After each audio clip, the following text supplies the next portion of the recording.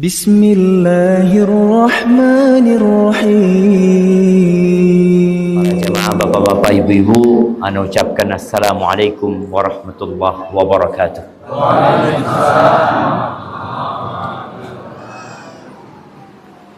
Alhamdulillah alladzi jama'ana 'alal huda wat tuqa.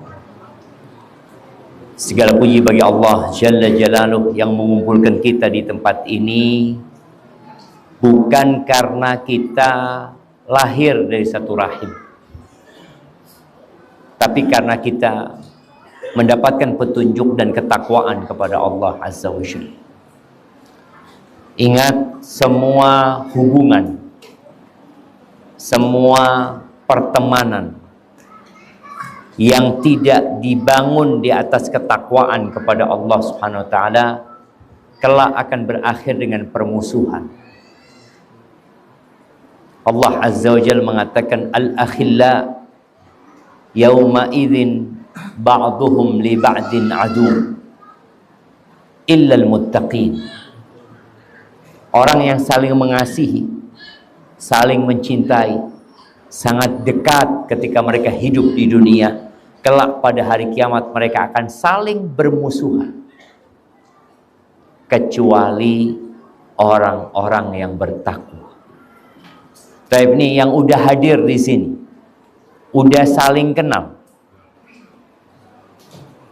Ibu-ibu udah kenal dengan yang di kanan dan di kiri. Bapak-bapak, antum kenal dengan yang di baru, yang ini oh baru juga kenalan. Alhamdulillah, alhamdulillah. Paling enggak kita kenalan lah, karena tak kenal maka tak sayang. Ada orang-orang yang cuek, ada orang-orang yang congkak, angkuh. Terkadang dia tidak mau bersalaman kecuali dengan yang ya dia kenal saja. Dan di antara tanda-tanda kiamat itu, orang tidak mengucapkan salam kecuali kepada orang yang dia kenal. Padahal kita diperintahkan untuk menebarkan salam. Dan salam itu akan menumbuhkan cinta dan kasih sayang. Allahumma salli wa sallim ala abdika wa rasulika Sayyidina wa maulana Muhammadin wa ala alihi wa ashabi ajma'in, amma ba'd. Apa jualan buku itu? Ini ada yang jualan beras, gak boleh jualan di masjid. Taib, jamaah rahimakumullah, semua ingin masuk surga. Sungguhan, apakah semua ingin masuk surga? Ya, semua ingin masuk surga. Apakah persyaratan masuk surga itu sudah kita miliki? Seperti orang-orang yang mendaftar jadi PNS. Di sini namanya PNS juga. Banyak yang mendaftar. Apakah semua diterima? Tidak. Nabi alaihi salatu wassalam pernah mengatakan kepada para sahabatnya, la tadkhulunal jannah hatta tu'min. Kalian tidak bakal masuk surga sampai kalian beriman. Jadi syarat pertama dan utama untuk masuk surga adalah beriman. Insya Allah semoga semua yang hadir di sini beriman. Wala tu'minu hatta tahabbu. Tapi beliau alaihi salatu wasallam mengatakan kalian tidak akan dikatakan beriman sampai kalian saling mencintai. Jadi seorang itu tidak akan dikatakan beriman sampai dia saling mencintai di antara kaum muslimin. Kenapa ada relawan-relawan yang datang ke tempat ini padahal nggak kenal sama kita, nggak kenal sama bapak-bapak, sama ibu-ibu, melihat wajahnya tidak pernah, berjumpa juga belum pernah, tapi mereka tergerak hatinya untuk datang ke tempat ini. Ada yang punya program bikin air bersih, ada yang punya program mungkin bagi-bagi makanan. Kenapa mereka melakukan itu? Karena iman tadi, dan tidak dikatakan beriman kecuali sampai mencintai. Afala adullukum ala syai'in idza fa'altumuhu tahabbtum. Kalian mau nggak aku kasih amalan yang kalau kalian lakukan kalian akan saling mencintai? Ternyata amalan itu tidak butuh datang ke tamiang. Amalan itu tidak membutuhkan uang. Tapi amalan itu membutuhkan niat dan tekad yang kuat. Apa kata Nabi SAW? Afsyus salama bainakum. Tebarkan salam di antara kalian. Itu sudah menumbuhkan cinta di antara kita yang mengantarkan ke surga Allah Azza wa Jalla. Ahibati fillah, kita diperintahkan untuk berbuat baik kepada seluruh manusia. Bahkan ketika Nabi alaihi salatu wassalam masuk ke kota Madinah, pertama kali hijrah, beliau sampai ke kota Madinah. Yang pertama beliau sampaikan adalah ayyuhan nas afsyus salam.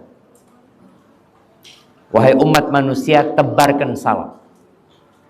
Jadi salam ini kunci pembuka hati. Orang-orang di, ini nama kampungnya apa? Tanjung Pancang, Mancang, Tanjung Mancang ini. Kalau berpapasan atau lewat di depan rumahnya, apa biasa yang dikatakan sama mereka? Assalamualaikum atau permisi? Assalamualaikum. Jadi masyarakat biasa salam di sini.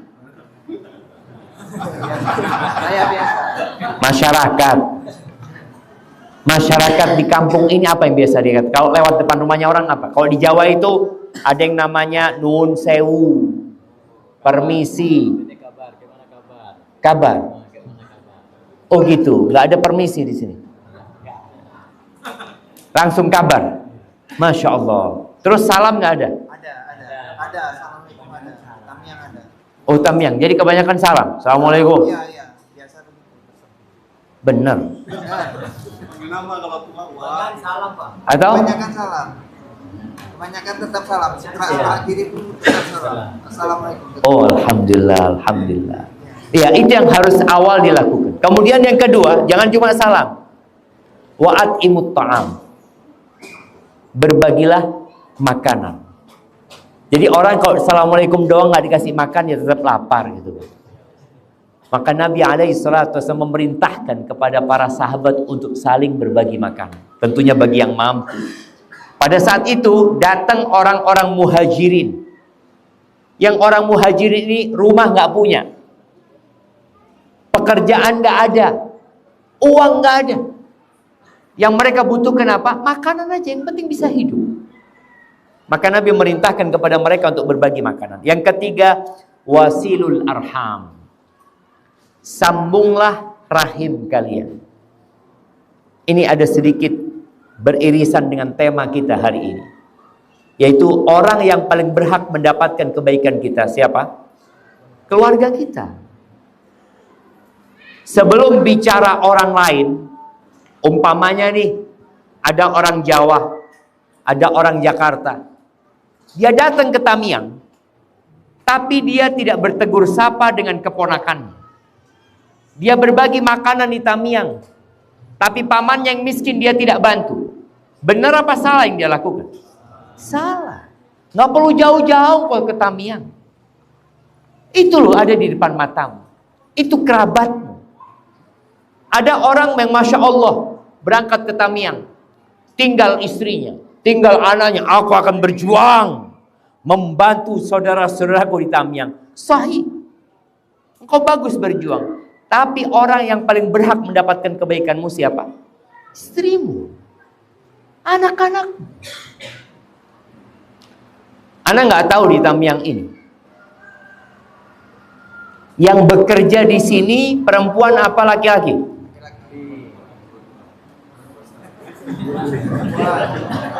Laki-laki kebanyakan. Anak mau tanya sama ibu-ibu. Bapak-bapak diam di sini ya. Ibu-ibu, dengar? Dengar apa enggak? Yang bekerja di sini ibu-ibu apa bapak-bapak?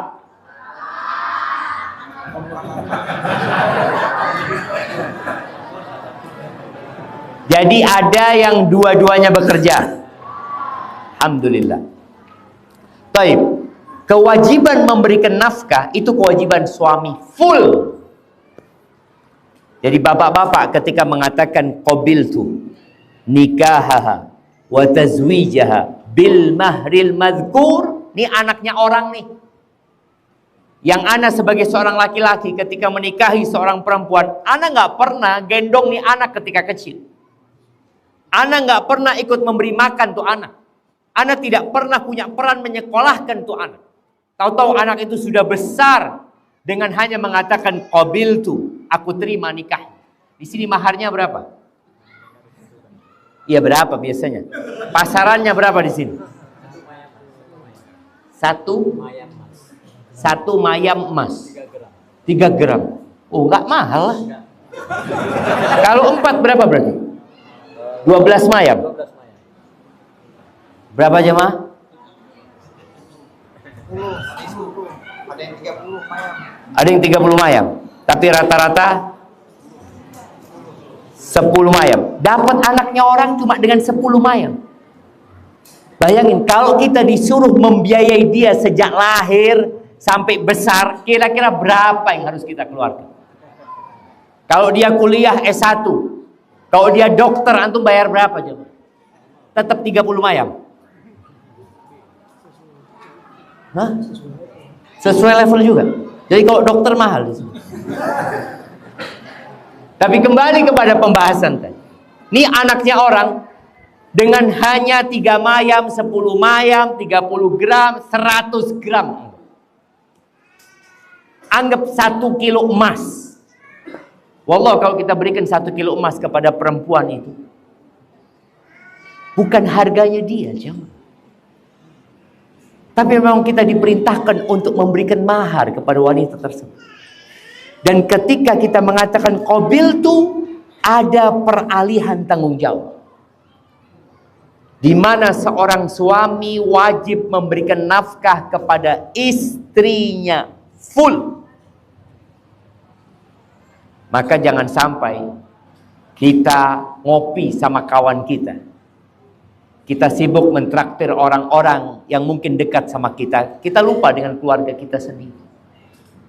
Kembali kepada hadis Nabi SAW. Ketika beliau mengatakan wasilul arham. Sambunglah rahim kalian.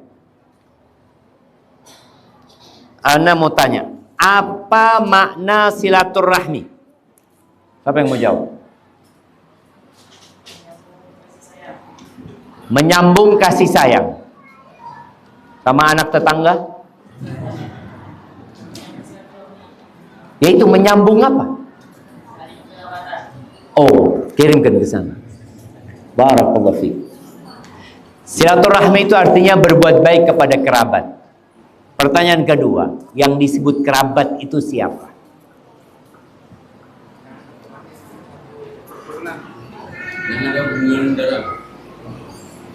Hubungan darah, transfusi darah, jadi rahim. Yang ada apa? Sama-sama satu rahim. Saudara kandung. Kalau paman, masuk enggak? Satu rahim sama nenek. Kirimkan hadiah. Iya, ana mau tanya bapak ini. Nah, coba sebutkan nasabnya. Siapa namanya?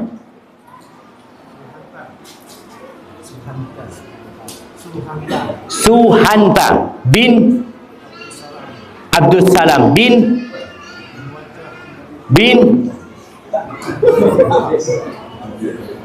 siapa? Bener Abdullah. Jangan ngarang-ngarang Abdullah. Bin Abdullah bin Abdurrahman bin Halil. Ngarang ini jamaah. Enggak apa-apa, kasih hadiahnya. Iya. Bicara silaturahim, maka ini ada kaitannya dengan nasab. Yang tadi katakan rahim. Jadi yang satu kakek, kalau bisa yang satu buyut. Nabi alaihi salatu wasallam mengatakan ta'allamu min ansabikum ma tasiluna bihi arhamakum. Kalian belajarlah nasab kalian, yang dengannya kalian bisa menyambung rahim kalian. Jadi menghafal nasab itu bukan untuk berbangga-banggaan. Oh, saya keturunannya Sultan Tamiang. Ada Sultan Tamiang. Raja Tamiang. Tengku Tamiang tadi. Bukan untuk berbangga-banggaan, tapi dalam rangka bagaimana dia melakukan silaturahim. Supaya tahu. Karena silaturahim ini jadi bahasa Indonesia sehingga mengaburkan makna syar'i. Kumpul-kumpul orang satu kampung, temanya silaturahmi. Loh, emangnya ada hubungan kerabat? Sama-sama lulus SMA, mengadakan reuni. Temanya silaturahmi lulusan SMA, apalah. Padahal itu menyambung ukhuwah Islamiyah yang lebih luas lagi. Sedangkan silaturahmi itu yang ada hubungan kerabat, hubungan keluarga. Maka harapan ana semua punya grup, yang satu buyut, yang satu nenek, yang satu kakek punya grup. Dan kalau umpamanya ada satu keluarga yang membutuhkan bantuan, maka bagaimana semua yang di sini membantunya. Sebelum membantu yang jauh-jauh, kadangkala kita kirim bantuan buat saudara-saudara kita di Gaza. Nah, mereka butuh bantuan. Tapi keluarga kita yang dekat itu akan lebih utama. Makanya Nabi alaihi salatu wassalam ketika menyuruh para sahabat bersedekah. Ada satu mengatakan, "Ya Rasulullah, indi dinar." Aku punya 1 dinar. Apa kata Nabi SAW? Anfiqhu ala nafsik. Engkau pakai buat kebutuhanmu. Supaya kita tidak jadi benalu di masyarakat. Engkau untuk kebutuhan. Indi akhar. Aku punya 1 dinar yang lain. Berikan kepada keluargamu. Kemudian aku punya 1 lagi. Berikan kepada anakmu. Aku punya 1 lagi. Anta absar. Engkau lebih ngerti. Siapa yang lebih berhak mendapatkan itu. Tapi kita disuruh memulai dengan orang yang menjadi tanggung jawab kita. Tapi lalu Nabi alaihissalatu mengatakan, wasil arham. 3 amalan ini jamaah. Tebarkan salam, berikan makan kepada orang, sambung silaturahim. Ini amalan yang terlihat. Nggak bisa kita menyembunyikan kadang-kala. Masa antum mau mengucapkan salam sama orang tapi dalam hati? Kadang-kala sebagian kita ditanya, antum kok nggak jawab salam ana? Sudah, dalam hati. Siapa yang dengar? Salam ini amalan lisan, bukan amalan hati. Amalan hati itu cinta, takut, tawakal, berharap. Itu amalan hati. Tapi salam itu amalan lisan. Baik, memberikan makan, ia terlihat. Itu amalan fisik. Kita transfer, kita kirim makanan. Kemudian berbuat baik kepada kerabat juga terlihat. Maka dibutuhkan 1 amalan yang tersembunyi. Apa kata Nabi SAW? Wasallu bil laili wan nasu niyam. Salatlah di malam hari pada saat orang-orang tidur. Semua orang nih hendaklah berusaha punya amalan yang tersembunyi. Seorang istri ketika suaminya pergi berangkat kerja, dia punya amalan yang tersembunyi. Boleh jadi ketika suaminya pergi, dia duduk sholat duha, kemudian dia beristighfar. Mengatakan, Rabbighfirli wa tub alayya innaka antat tawwabur rahim 100 kali. Suaminya nggak tahu. Tahu-tahu suaminya rizkinya semakin melimpah ruah. Ternyata istrinya yang membuka pintu-pintu langit dengan istighfar. Suaminya nggak tahu. Nah, di sini ada perintah untuk sholat di malam hari ketika orang-orang sedang tidur. Usahakan suami istri ini kalau sholat malam nggak perlu saling tahu. Suami dulu sholat. Setelah dia sholat, baru dia bangunkan istri. Sehingga istrinya tidak tahu berapa rakaat suaminya sholat. Istri juga seperti itu. Dia sholat, bangun. Jangan bangunkan suaminya. Sampai kau selesai sholat, baru bangunkan suaminya. Jadi benar-benar engkau sholat pada saat orang-orang tidur. Nggak ada yang tahu berapa rakaat kau sholat. Rasulullah sallallahu alaihi wasallam bersabda, rahimallahu rajulan qama minal laili fasalla. Allah merahmati seorang suami yang bangun di malam hari dia sholat. Kemudian selesai sholat dia bangunkan istrinya. Kalau istrinya tidak mau bangun, dia percikan air supaya istrinya sholat. Wa rahimallahu mra'atan. Suami istri kan kadangkala yang lebih soleh suaminya. Ada yang lebih soleh istrinya. Maka kata Nabi SAW, rahimallahu mra'atan qamat minal laili fasalla. Allah merahmati seorang istri yang bangun di malam hari sholat. Selesai sholat dia bangunkan suaminya. Kalau suaminya tidak mau bangun, dia percikan air. Ini kalau suaminya baik. Kalau suaminya tidak baik, ampuni dosa-dosa. Maka sepertiga malam akhir menjadi waktu yang spesial. Antum punya masalah apa saja, kondisi seperti ini, yang tidak tahu kapan akan selesai, yang tidak tahu besok mau makan apa kadangkala, maka bangunlah sepertiga malam akhir, minta sama Allah Azza wa Jalla. Dan Allah mengatakan, ud'uni astajib lakum. Mintalah kepada aku, pasti aku kabulkan.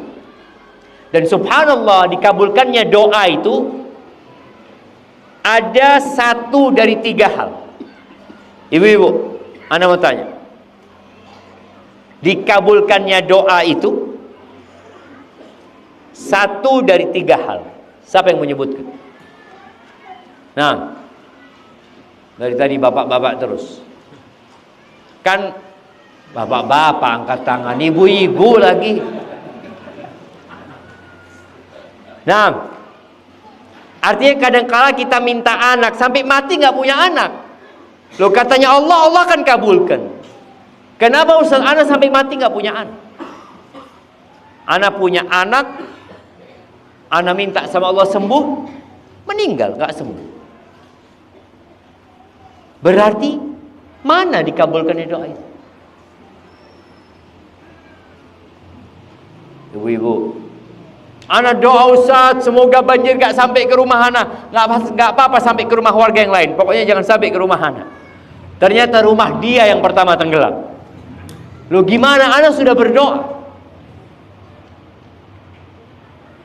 Ayo ibu,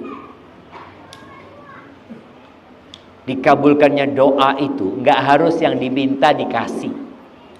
Oke, kita kembali ke bapak-bapak. Fadhol tadi yang angkat tangan. Nah,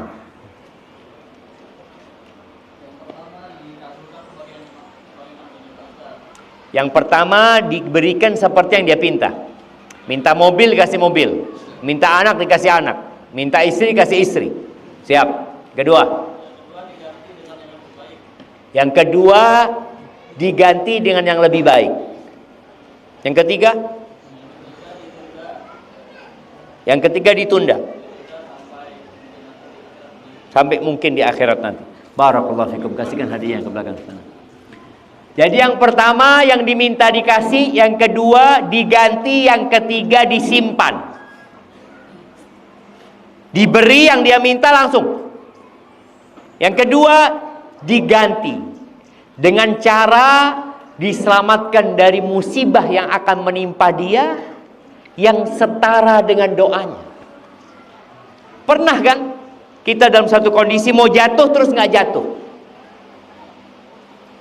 Kita naik motor hampir keserempet, alhamdulillah selamat. Padahal kita nggak pernah doa minta diselamatkan dari truk. Tapi kok bisa selamat? Itu boleh jadi ganti dari doa-doa yang kita pinta. Yang ketiga disimpan. Allah berikan di akhirat nanti. Ketika Nabi mengatakan ini kepada para sahabatnya, apa kata mereka? Idzan nukthir. Kalau gitu kita banyak-banyak berdoa. Allahu aktsar. Allah akan kasih lebih banyak lagi. Maka usahakan kita nih dalam kondisi yang tidak seperti yang kita harapkan memperbanyak doa. Baik, kembali kepada berbuat baik kepada keluarga. mengingatkan bapak-bapak dulu. Rasulullah sallallahu alaihi wasallam mengatakan khairukum khairukum li ahli wa ana khairukum li ahli. Orang yang terbaik di antara kalian ini adalah yang paling baik sama istrinya. Dan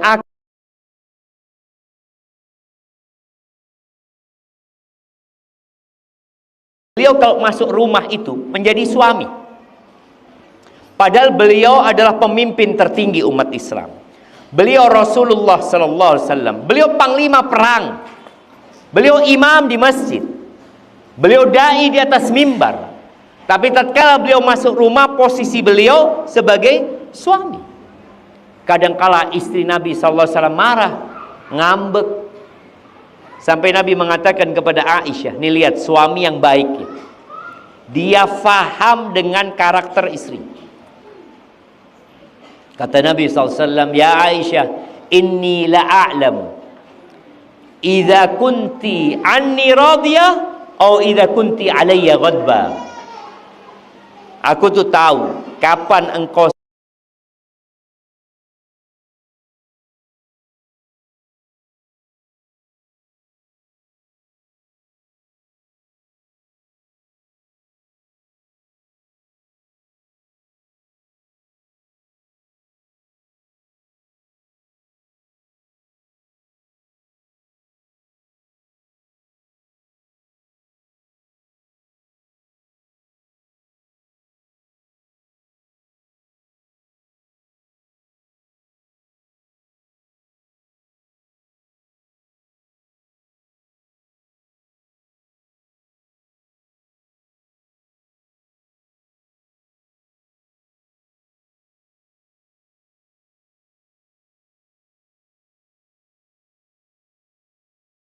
Allahu fi khairan katsir. Boleh jadi yang kalian benci, Allah jadikan banyak kebaikan di sana. Maka kita diperintahkan untuk menjaga rumah tangga kita, memandang kepada kelebihan pasangan kita. La yafraq mu'minun mu'minah. Nggak boleh seorang suami yang beriman itu membenci istrinya yang beriman. Lu gimana Ustaz? Ana nggak suka sama sikap dia. In kariha minha khuluqan radiya minha akhar. Kalau ada perilaku istri yang tidak dia sukai, bukankah ada yang lain? Kenapa engkau melamar dia dulu? Kenapa engkau meminang dia dulu? Engkau melihat kepada kelebihannya. Iya Ustaz, setelah nikah baru ketahuan sebelangnya Ustaz. Manusia semua memiliki kekurangan. Maka subhanallah, ana membaca sebuah penelitian. Di barat, ana lupa di Inggris atau di mana, ada penelitian tentang rumah tangga. Selama 30 tahun penelitian itu dibuat. Mereka menemukan bahwa 69% dari masalah rumah tangga itu tidak ada solusinya. Nggak ada solusi. Solusinya itu sabar. Solusinya itu menerima. Itu solusinya. Karena memang perempuan diciptakan dari tulang rusuk yang bengkok. Dan wanita itu kata Nabi SAW, naqisatu aqlin wa din. Akalnya kurang, agamanya kurang, itu perempuan. Dan ingat ibu-ibu, mohon maaf ya, ketika Nabi SAW menyampaikan ini bukan untuk merendahkan kaum wanita, tapi Nabi ingin para laki-laki memaklumi kekurangan wanita. Jangan menuntut lebih kepada istrimu, dia memang kayak gitu. Betul bapak-bapak? Oh iya sudah ya. Berarti harus sabar. Saya memang harus sabar, kudu sabar menghadapi istri-istri. Tapi buat ibu-ibu, Rasul sallallahu alaihi wasallam mengatakan uritun nar, ditampakkan kepada aku neraka. Fa idza aktsaru ahlihan nisa. Ternyata kebanyakan penghuni neraka itu siapa? Wanita. Kenapa? Apakah karena mereka tidak sholat? Apakah karena mereka tidak puasa? La. Mereka wanita-wanita solehah. Tapi masalahnya mereka dua. Sebutkan ibu-ibu. Diam bapak-bapak, ibu-ibu. Sebutkan dua penyebab manusia wanita banyak di neraka. Angkat tangan yang mau jawab. Ya, silakan. Tidak patuh sama suami. Enggak. Satu aja yang benar. Ini kan nggak tahu dia kenapa. Mana? Saya kasih hadiahnya nggak apa-apa. Yang lainnya. Baik, silakan. Tidak apa? Tidak patuh pada suami, tidak pandai bersyukur. Masih ada yang kurang jemaah. Kasihkan. Oh, silakan. Ngombar aurat. Enggak, pakai jilbab semua kok. Pakai jilbab semuanya. Bukan masalah itu. Ini masalah sama suaminya dan masalah sama anggota keluarga. Nah, silakan. Tidak menjaga lisannya. Oke, fadhal. Iya, kata Nabi sallallahu alaihi wasallam, dua, yukthirnal la'n wa yakfurnal ashir. Banyak mengumpat wanita itu. Banyak melaknat. Perempuan itu sering sumpah serapah. Menyumpahi suaminya disumpahi, anaknya disumpahi, ayamnya disumpahi.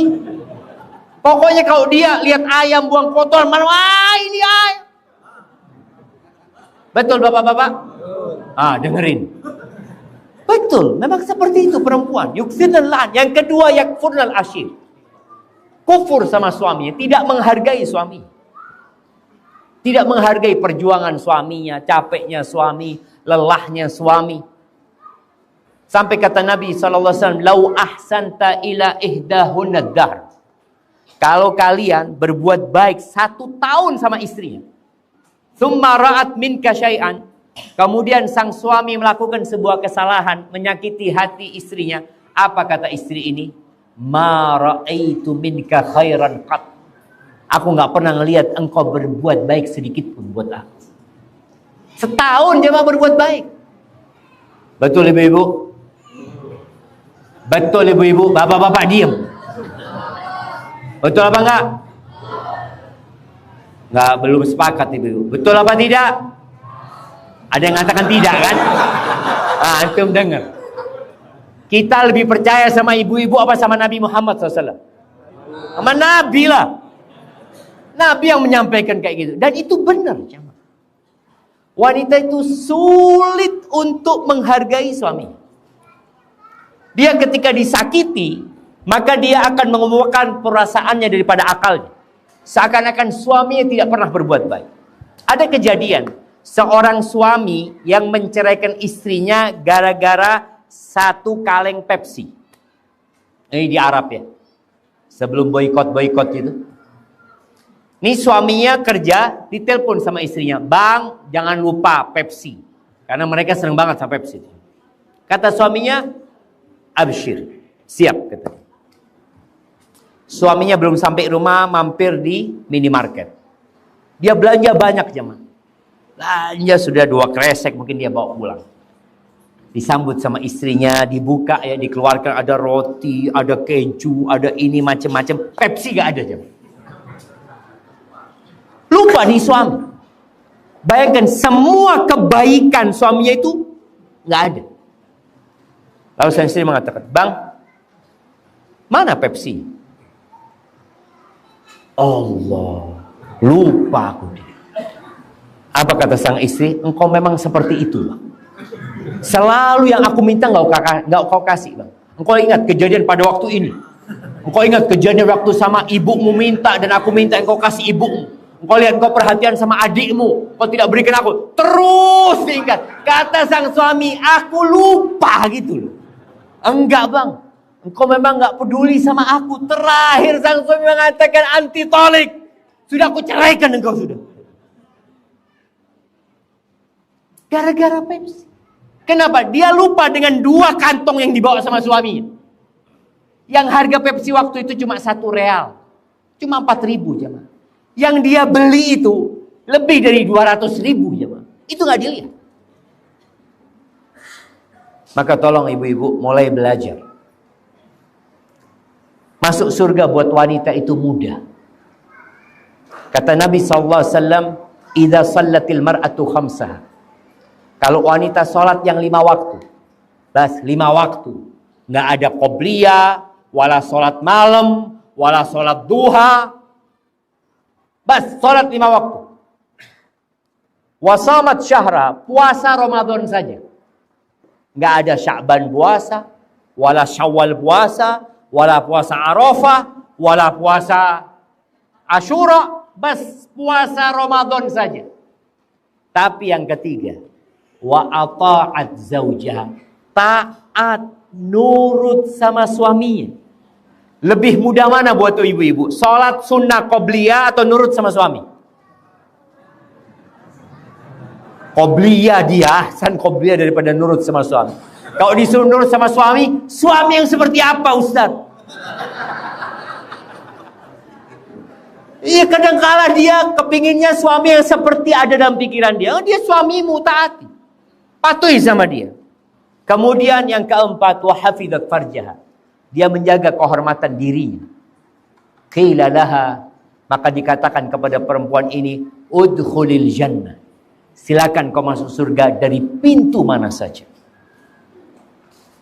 Maka tolong, buat para suami, engkau bukan malaikat, tapi engkau punya kewajiban berbuat baik kepada istri. Dan para istri, engkau bukan bidadari. Yang namanya permasalahan dalam rumah tangga pasti terjadi. Baik, kemudian nih dari suami istri muncul anak-anak. Allah Azza wa Jalla mengatakan, ya ayyuhalladzina amanu qu anfusakum wa ahlikum nar. Kata Allah, wahai orang-orang beriman, jagalah diri kalian dan keluarga kalian dari apa? Dari api neraka. Jadi orang tua ini punya tanggung jawab. Bukan hanya berkaitan dengan memberi makan, memberi minum. Dan sebelum bicara anak, bicara istri dulu.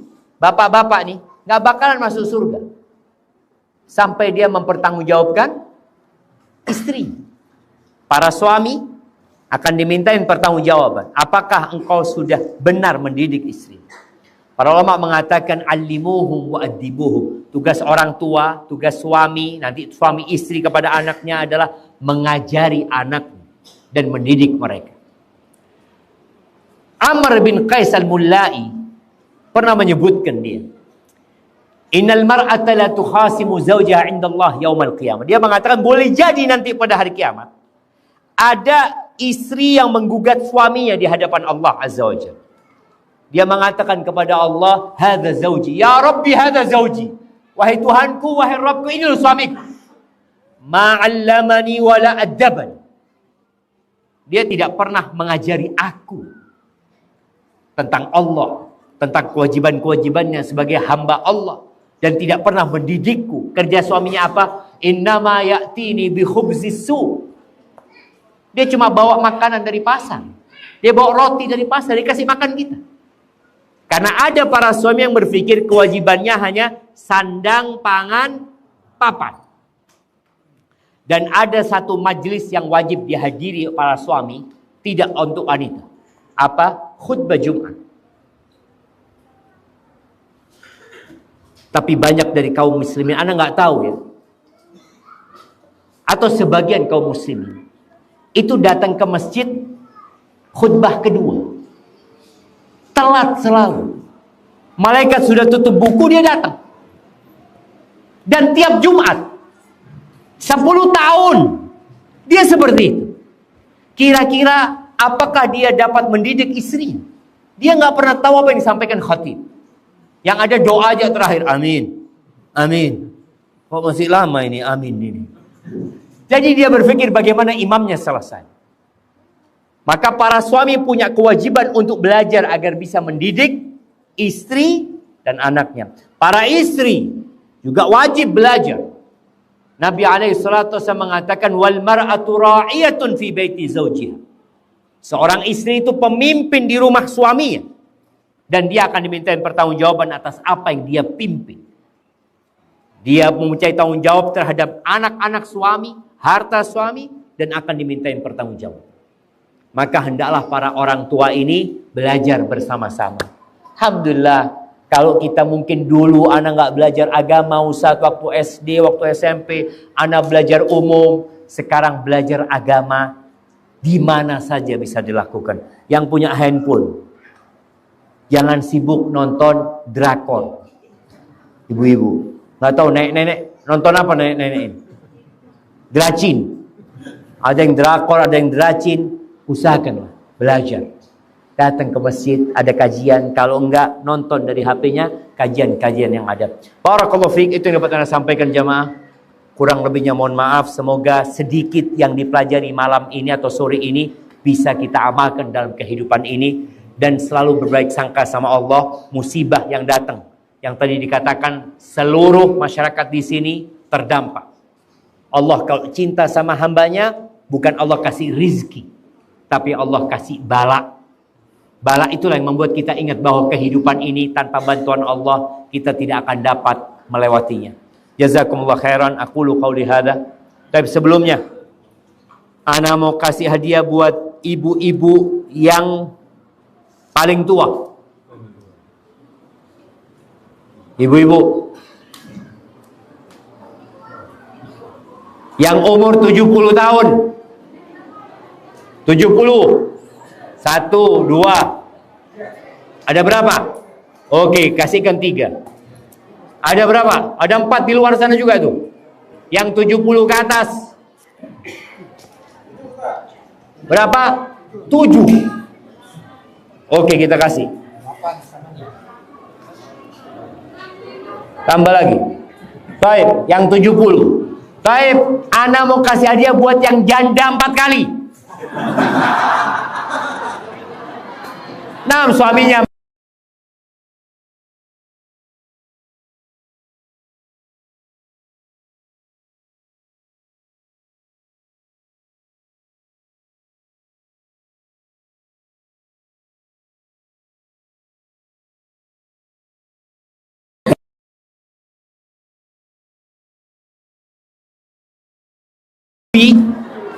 yang dia jadi janda berapa kali? 4 kali atau 3 kali?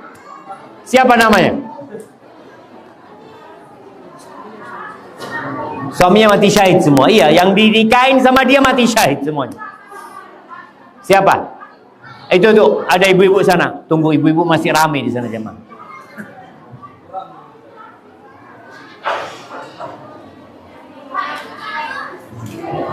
Masih ada yang belum? Udah. Baik, ibu-ibu, anak tanya pertanyaan. Sebutkan 9 istri Nabi Muhammad SAW. Angkat tangan yang mau jawab. 6.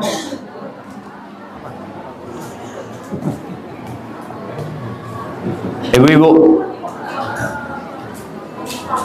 Habis sudah. Kita tanya bapak-bapak. Bapak-bapak paling senang ini. Nah, siapa yang mau sebutkan? 9 istri Nabi Muhammad SAW. Khadijah, Aisyah,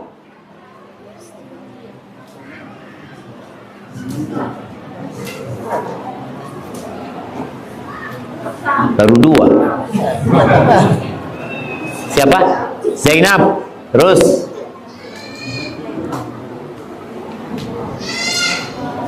tiga, kurangnya masih banyak. Serta si hadiah nggak apa-apa. Barakallahu fikum.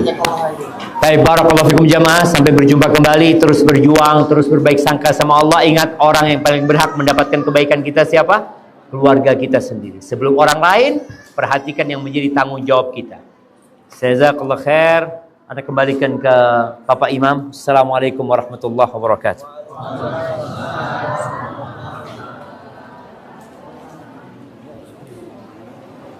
Terima kasih kita ucapkan kepada